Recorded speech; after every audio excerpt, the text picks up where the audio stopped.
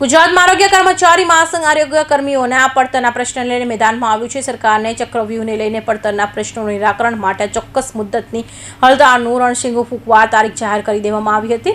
તેના પગલે પંચાયતી આરોગ્ય કર્મીઓ હડતાળ પર ઉતર્યા છે અને આરોગ્ય અધિકારીઓ આવેદનપત્ર આપી વિરોધ નોંધાવ્યો છે. ત્યારે હડતાળ દરમિયાન પ્રજાને મુશ્કેલી ઊભી ન થાય તેના માટે અગવા માફી માંગી લેવામાં આવી છે.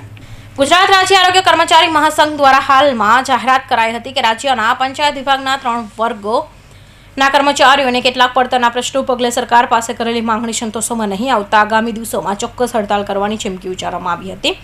તેના પગલે આરોગ્ય કર્મચારી મહાસંઘ દ્વારા વિરોધ કાર્યક્રમ ઠરાવ પણ કરવામાં આવ્યો હતો. આજે રોજ જામનગર ખાતે 33 PHCના 450 કર્મચારીઓને હડતાળમાં જોડાયા છે અને આરોગ્ય કર્મીઓને ઓનલાઈન તથા ઓફલાઈન કામનો બહિષ્કાર કર્યો છે. 33 જિલ્લાના પ્રમુખો સાથે મળી અને રાજ્યમાં રજૂઆત કરી અને નિર્ણય લીધો છે કે અમારે આ અત્યારે સરકાર સુધી અમારા પ્રશ્નો પહોંચાડવા માટે અચોક્કસ મુદતની હડતાલમાં જઈએ છીએ. અમારો પહેલો પ્રશ્ન છે પગાર વિસંગતતા, જે 6ઠ્ઠી હડતાલ થઈ છે આજે, એના 5 હડતાલની અંદર અમને સરકારે ખાતરી આપી છે, વચન આપ્યા છે, પણ અમને એ વિસંગતતા દૂર થઈ નથી.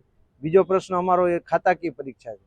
જે અમારા નવા કર્મચારીઓ 10-10 વર્ષ થઈ ગયા, 12-12 વર્ષ થઈ ગયા, આ કર્મચારીઓને ખાતાકીય પરીક્ષા આપ્યા પછી જ અમને જે લાભો મળવા જોઈએ ઉત્તર પ્રમોશન પછી જ મળે. અને આ જે ખાતાકીય પરીક્ષાનો જે કોર્સ છે એ અમારો જે સિલેબસ છે એ અમારા ડિપાર્ટમેન્ટથી અલગ છે.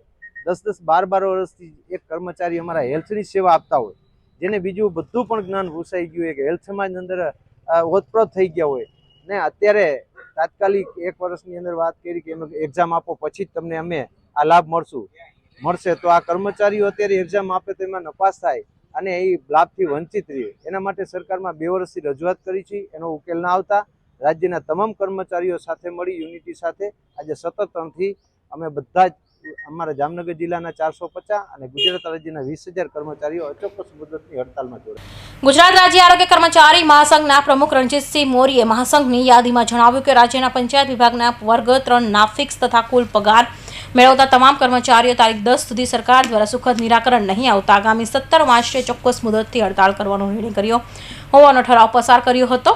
જેની જાણ 33 જિલ્લાઓમાં આરોગ્ય કર્મચારી મહાસંઘના પ્રમુખોને તેમજ લાગતા ઓળખતા હોદ્દેદારોને પણ કરવામાં આવી હતી.